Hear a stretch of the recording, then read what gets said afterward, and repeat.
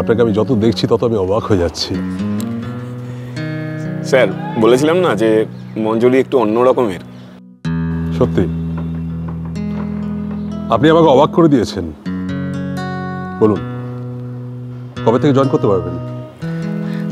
তার মানে চাকরিটা final? Congratulations, welcome to our dream project.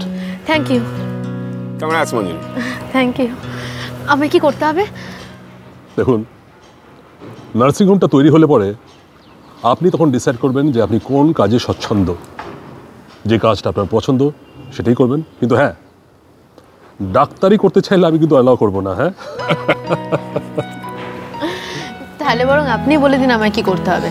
না মঞ্জুরি, আমি কারোর উপর কিছু চাপিয়ে দিতে চাই না। আমি জানি মানুষ নিজের ইচ্ছে যে কাজটা করে তাতে সঠিক ফল পাওয়া যায়। আমার কাজ আপনাদের ইচ্ছেটাকে সঠিক দাম দেওয়া, যাতে আপনাদের ইচ্ছেটা মরে না যায়। মঞ্জুরি বলেছিলাম না যে কাপুরজি একদম অন্য ধরনের মানুষ, ওনার সাথে কাজ করবার অভিজ্ঞতাই আলাদা। কোনো মানুষের যে কোনো একটা কাজ তো বেশি দিন করতে ভালো নাও লাগতে পারে। সেক্ষেত্রে আমিও চাই না কেউ একটা কাজ নিয়ে বেশি দিন পড়ে থাকুক। ইচ্ছে হলে আপনি প্রতি 2 মাস অন্তর আপনার নিজের ইচ্ছে মতো আপনি কাজ করতে পারেন। হ্যাঁ, কিন্তু একটা এক্সেপশন হচ্ছে স্পেশালিস্ট। এখন যদি অ্যাকাউন্টেন্ট বলে ডাক্তারি করবে আর ডাক্তার বলে অ্যাকাউন্টেন্ট হবে, তাহলে তো বুঝতে পেরেছি। এখন তাহলে আমি এখন ডিসাইড করার দরকার নেই। আপনি নেক্সট উইক জয়েন করুন, কাজটা বুঝে নিন, তারপর আপনার যেটা ভালো লাগবে সেটাই করবেন। Thank you. আপনি তাহলে আপনার প্রজেক্টটার সম্পর্কে আমায় কিছু বলুন। 11টা 10, আমার কষ্টটা কমেই গেল। আমার একটা ইন্টারভিউ আছে এই প্রজেক্টটা নিয়ে, চলুন না, আপনারা দেখলে বুঝে যাবেন। You will know what is my dream project. কাম।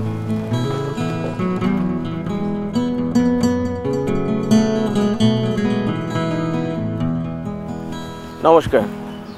আজ আমরা আমাদের অনুষ্ঠানে এমন একজন ব্যক্তিকে আপনাদের সামনে হাজির করেছি যাকে আপনারা হয়তো নামে চিনবেন না, কিন্তু তার কাজের সঙ্গে আপনারা বিশেষভাবে পরিচিত।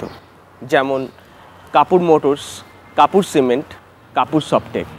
হ্যাঁ, কাপুর ইন্ডাস্ট্রিজের কর্ণধার, আমাদের কলকাতার গর্ব মিস্টার অশোক কাপুর। নমস্কার। মিস্টার কাপুর, আপনি ইতিমধ্যে বিভিন্ন ফিল্ডে নিজেকে প্রুভ করেছেন। এবার আমরা আপনার কাছে জানতে চাইব আপনি নতুন কি দিতে চলেছেন কলকাতার মানুষকে। ভালো বলেছেন। আমি এতদিন যা কিছু করেছি সেটা মানুষকে দেওয়ার সাথে সাথে আমি নিজে অনেক কিছু পেয়েছি। You mean business?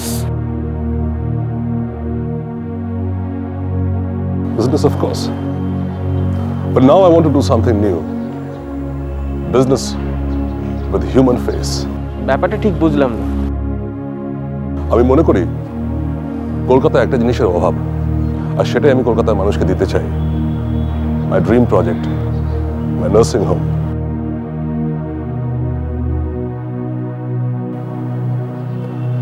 দেখুন, ব্যবসা তো অনেক করেছি, কিন্তু এখন কলকাতার মানুষের জন্য আমি কিছু করতে চাই।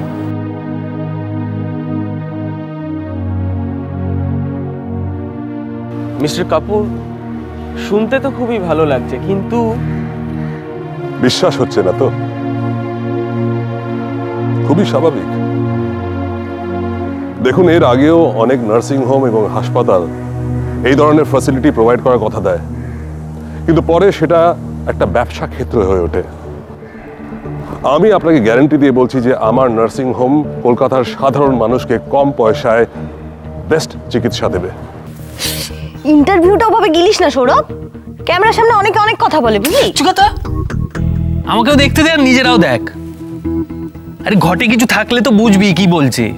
আমি কথা দিচ্ছি যে আমার নার্সিং হোমের ফ্যাসিলিটি অ্যাভেল করার পর কলকাতার সাধারণ মানুষকে চিকিৎসার জন্য কলকাতার বাইরে যেতে হবে না। It's my promise. তার মানে এটা শুধু একটা চ্যারিটেবল ট্রাস্ট, কোনো বিজনেস নয়? আমি তা তো বলিনি, আমি শুধু বলেছি বিজনেস উইথ হিউম্যান ফেস। কিন্তু যেভাবে বলছেন তাতে তো বিজনেস বলে মনে হচ্ছে না। এই হিউম্যান ফেসের আড়ালে অন্য কোনো গল্প নেই তো? সত্যি আপনারা এমন কথা বলেন না, তার উত্তর দিতে গেলে পুরনো কথা বলতে হয়। তাহলে আপনাকে গল্পটা বলি, শুনুন। খুব ছোটবেলায় বাবার হাত ধরে পুনে থেকে কলকাতায় আসি আমি মার চিকিৎসার জন্য। তখন আমি দেখেছিলাম যে কলকাতার মানুষ কিভাবে চিকিৎসা পাচ্ছে না, দে আর ডাইং, ভালো চিকিৎসার অভাব। তখন আমি ডিসাইড করি যে আমি কখনো যদি বড় হই, আমি এই মানুষদের জন্য কিছু করব, ওদের পাশে এসে আমি দাঁড়াবো। কি বলছে রে? আর একটা টিউলিপ বানাতে চাইছে নাকি? অত সহজ নয় বুঝলি। টিউলিপ বানানো কোনো ব্যবসাদারের কম্য নয়, ওর জন্য অন্যরকম একটা মানসিকতার দরকার পড়ে। কাউকে আন্ডার এস্টিমেট করিস না, কখন কোথা থেকে কি ঘটে যায় কেউ বলতে পারে না। আমার এই নার্সিংহোম দিয়ে আমি প্রমাণ করে দিতে চাই যে শুধু টাকা দিয়ে নয়, হিউম্যানিটি দিয়েও মানুষের ট্রিটমেন্ট করা যেতে পারে। এখন নিশ্চয়ই বুঝতে পারছেন what is business with human face. আর সেই জন্যে আপনাদের সকলের আশীর্বাদ ও ভালোবাসা চাই। এখনো কি ডক্টর চ্যাটার্জি বলবেন যে শুধু ব্যবসার জন্য আমি নার্সিংহোম খুলছি?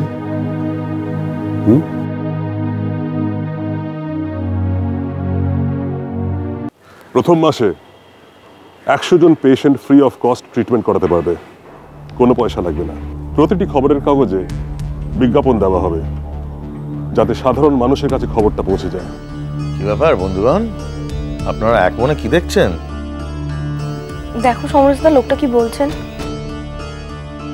এরপর থেকে প্রতি মাসে 10 জন পেশেন্টকে ফ্রি মেডিকেল সার্ভিস প্রোভাইড করব। আপনি নিশ্চয়ই ভাবছেন যে এই 10 জন সৌভাগ্যবান কারা হতে পারে, তাই না? সে যে কেউ হতে পারে, আপনি, আমি, এনিবডি।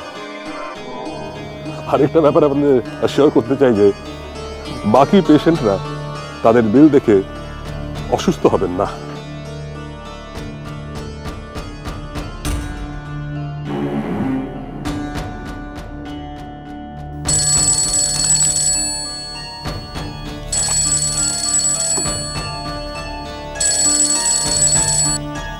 হ্যাঁ বলুন সমরজিৎদা। বুঝান, খুব ব্যস্ত আছো?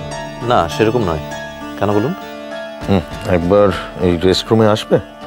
ওকে, আসছি। Thank you. আমরা গ্রাউন্ড ওয়ার্ক অলরেডি শুরু করে দিয়েছি। কলকাতার এবং কলকাতার বাইরে বিভিন্ন বড় বড় ডাক্তারদের আমরা যোগাযোগ করেছি আর তাদের এক ছাদের তলায় আনার চেষ্টা করছি। এদের মধ্যে আছেন আই স্পেশালিস্ট প্রদীপ চ্যাটার্জি, হার্ট স্পেশালিস্ট বিকাশ কুন্ডু, কি ব্যাপার সমরজিৎদা? অর্থোপেডিক অনির্বাণ চ্যাটার্জি এবং অঙ্কোলজিস্ট ডক্টর উজান চ্যাটার্জি।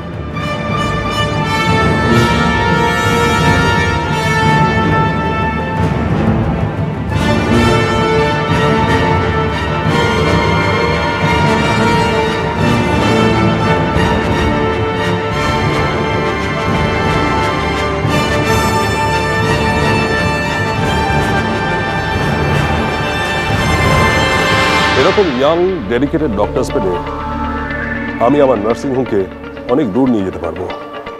আমি এমন একটা টিম চাই who still believe in humanity. Mister Kapoor আপনার কাছেও এসেছিল স্যার?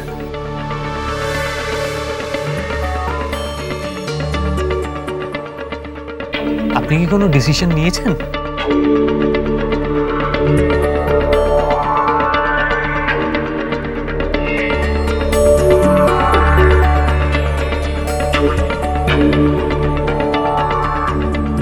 মনে এক মুখে এক আমি কোনোদিনও হতে পারবো না, আর তুই সেটা খুব ভালোভাবে জানিস মন।